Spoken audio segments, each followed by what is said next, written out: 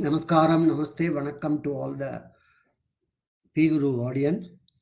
I always mention in the beginning, it's very nice to address PGuru audience because they are very knowledgeable and they also provide very useful comments.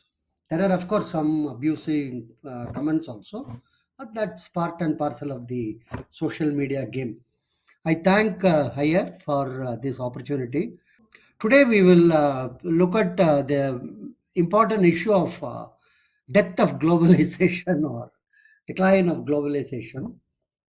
It is neither global anymore nor local. It is just local.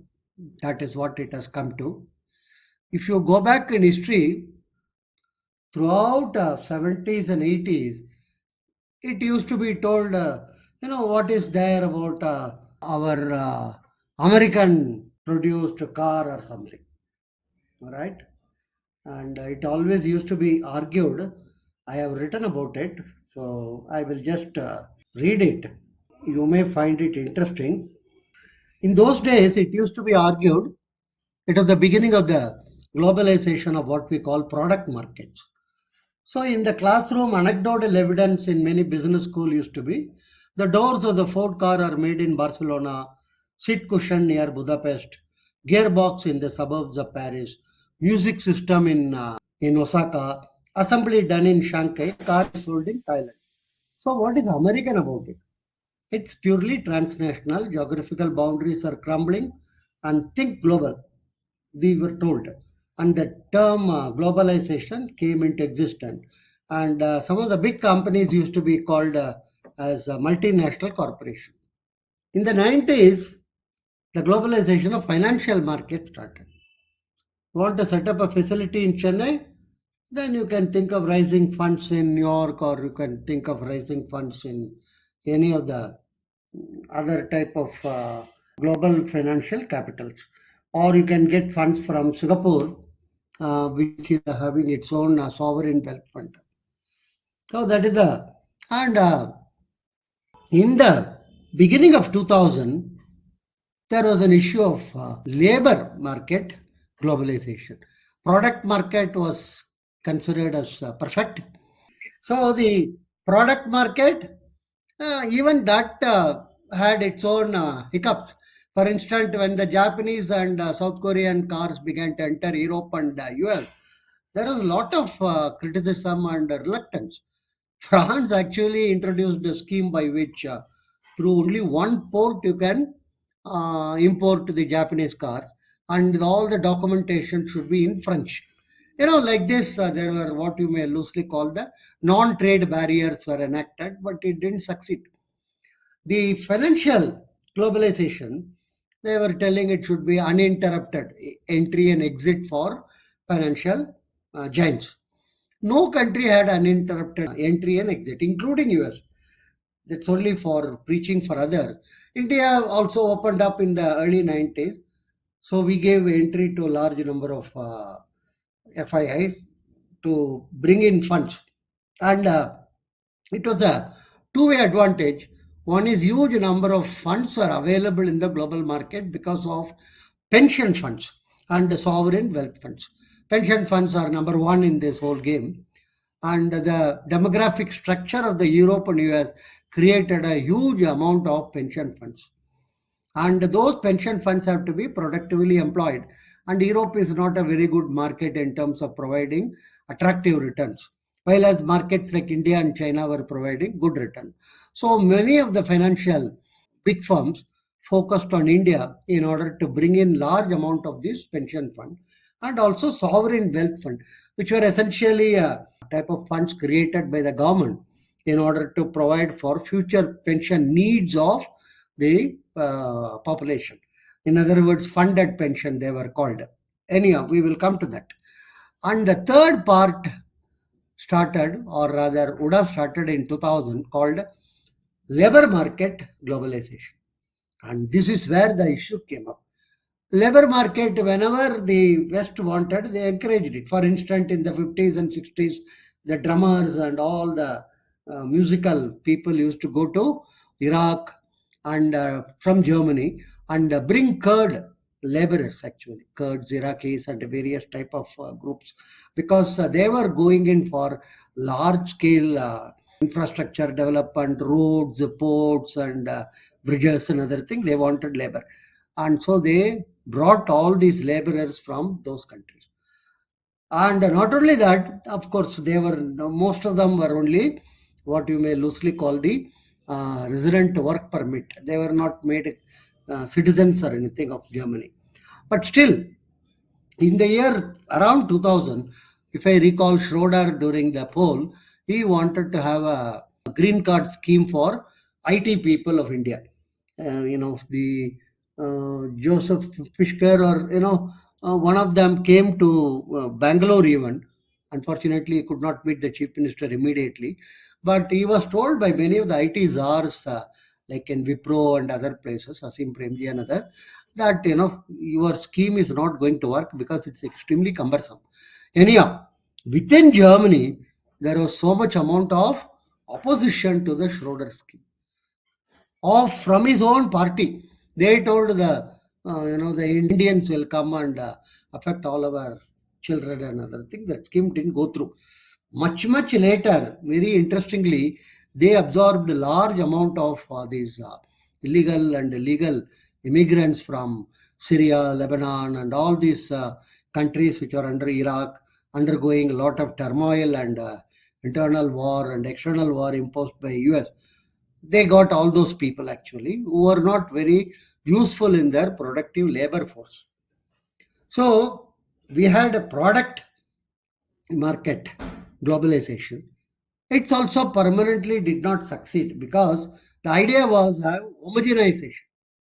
In other words, if everybody in US is having this what you may loosely call the breakfast, the cornflake and bread, butter, jam, and all other type of thing, and steak and other thing.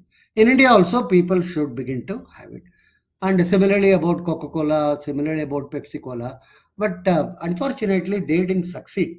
For instance, an average, there was somewhere in statistics I read in the early part of the century, average US family consumes something like 5 to 6 liters per week in terms of these sodas, in terms of this Pepsi and Coke and other things. Now I do not know, it might have come down because of health reason. Anyhow, I don't think anywhere, anytime, any Indian families, middle class families began to have something like 5 to 6 liters per week or anything. Maybe once in a while, and even that got significantly reduced after Baba Ramdev told you use this Coke and Pepsi for toilet cleaning. The only I if I recall jokingly, the Harpic managing director was very upset on the recommendation of Baba. Anyhow, so then, for instance, you take this Kellogg. They came with such a fanfare about this cornflake, and unfortunately, I don't think it made any dramatic change in the eating habits of the middle class Indians. Finally, Kellogg also produced upma. Kellogg upma. I love it actually, in the sense the term. So finally, they have to become not only local; they have to become local. Many a time the product market was not very successful. In the 70s, there was a move. Some people suggested you must have a small amount of sachet in terms of shampoo, oil, and other thing, because most of the poorer segment in India use it once in a while or something. I recall a discussion with HLL senior executive. He told that no, nothing doing. People should buy it in liters, bigger. That is, if they buy 1 liter of shampoo, we will give half liter free, like that. He didn't understand the Indian market or anything. Finally, what happened? Some Indian local, if I remember this chick shampoo and all this in South, they introduced small sachets, and then it became a roaring success. Then later on, Lever and everybody, PNG, everybody entered into the same type of a market. Similarly, the Promise toothpaste, I recall in the 80s, they began to talk about clove oil in the toothpaste. Everybody was laughing at them. and this Ayurvedic type of linkages with modern products were frowned upon. Today, you find almost every multinational corporation introducing these type of product with a claim to some Ayurvedic thing. Pretty soap or shampoo or toothpaste or anything. Turmeric is used and coal is used. The only thing they have not yet told is that cow's urine is also included in our toothpaste. That's the only thing they have. So the whole thing has completely changed. So it has become much more local. Large number of local products have also come. If you see, the instant food industry had a huge amount of growth after the arrival of the so-called Kallag and other thing. And in terms of batter, idli batter, dosa batter, in terms of making parathas, this and that and other thing. So this is something, India is very, very clear about it. It is not going to give up its local plus points or local culture, local ethos and other thing. Unlike some of the Latin American countries who jumped into this. So this globalization in the product range. Next, the financial. Slowly, the financial markets in developing countries understood it's a one-way street only. In the sense, not much opportunities are provided to invest in the global markets, but they come and invest in our market because of their demographic structure and other things. And that also after 2008 had its own severe impact in terms. And today, of course, many of the large global companies have only either China or India. These are the two, because Middle East is having its own problems, and Africa is having huge number of violence and other thing, and also the Latin American. So if you look at the global map, the places to invest today are hardly few. So that is a financial market globalization. Labor market I mentioned to you is by and large not talked about so much in the current context. So one can say there's a huge amount of decline in globalization, along with the decline in domestic situation also. It's jokingly told earlier, couple of decades before, US had Steve Jobs, Bob Cash and Johnny Cash and Bob Hope. Today, they are neither having job, nor having hope, nor having cash. So that is the type of a contemporary situation for the most advanced economy of the world. So this is the era of what you may loosely call decline in globalization. Brexit itself is a good example. And if you look at the victory of Trump or Brexit, you will find very interesting. It's mostly the poorer segment, less educated, less than high school passed type of people in England and as well as in US who supported these two. And Trump is not known to be a great advocate of globalization or anything. He is actually not very enthusiastic about many of these global institutions itself. And similarly, in Britain, the Britain actually a survey jokingly told, why should EU decide about the size of our cucumber? It is our job, it is our country, it is our duties. They were not wanting to be ruled by somewhere bureaucrats in Belgium, Brussels. So this is the type of antagonism which got developed and reflected in the form of Brexit. I'm sure in a couple of years, France may also leave this EU, as well as Italy and uh, countries like Italy. So this is what is going to. So there is a backlash against globalization. Now today, very interesting. I think pre-COVID there was a meeting in that Switzerland, Davos, who are considered as the ultimate in globalization. I always find it amusing that Indian media people go all the way in this freezing cold and stand there and interview our own business leaders like Ananda Mahindra or Asim Prem, whoever is available there. I don't know why they should go all the way there.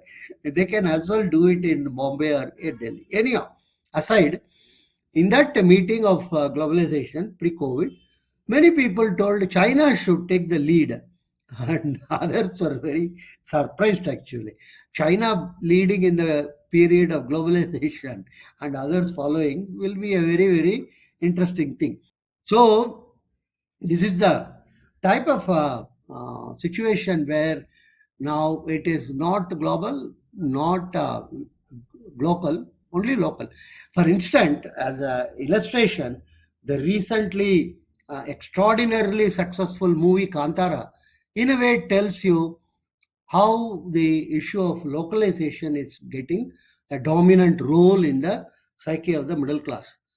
Earlier, it used to be all themes associated with what the West would popularly call in terms of cinema, in terms of love affair, brokered love affairs, three in one and two in one, and all such divisions. And but now you suddenly find a movie going to the deep roots of the past of India, and also in an evocative fashion, trying to bring out the significance of the local gods, Kula Devata or Grama Devata.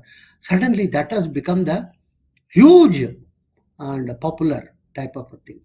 To the extent it also has become popular abroad, not only among Indians, even among others. It seems to have earned some 1 million or so in US. The point I want to stress is local is getting increasingly stressed in the area of food, in the area of dress habits, even in medicine.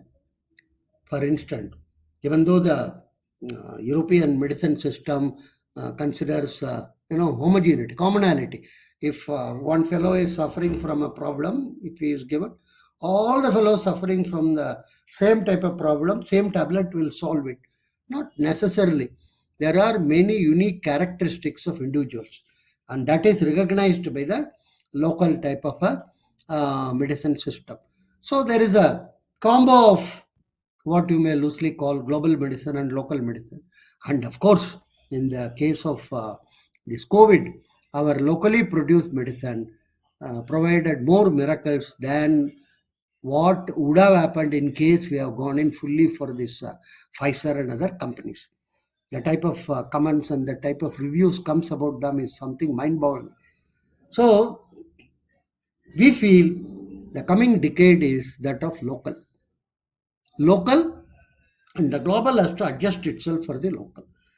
Global can get adequate returns to meet its elderly people's uh, requirements, or the elderly people can move into many of these developing countries. Actually, there they will get a good amount of, in Sri Lanka or in India or any of these countries. The elderly in Europe and US will get much more attention, much more affection, and at a very low cost. Actually, I have a feeling healthcare tourism is going to become a very, very large industry, and that would be really a interesting thing to look at, or interesting thing to note at.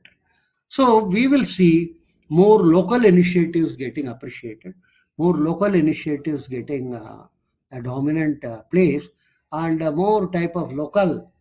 In India, for instance, if I recall correctly, in Tamil Nadu, the Soho is Vembu. He is trying to make enormous amount of impact on a local scale. So solar panel and so many type of things can be quoted as example. Our own payment system and our own transaction, digital and other thing. There is a significant amount of thrust for, or crying need for focusing on the local. So in which case people go back to the roots, and then they try to find, or they understand that they had enough amount of capabilities, enough amount of diamond in the bottom of the soil, which they have not realized fully. I think the era of local has come rather than the era of global. Thank you very much.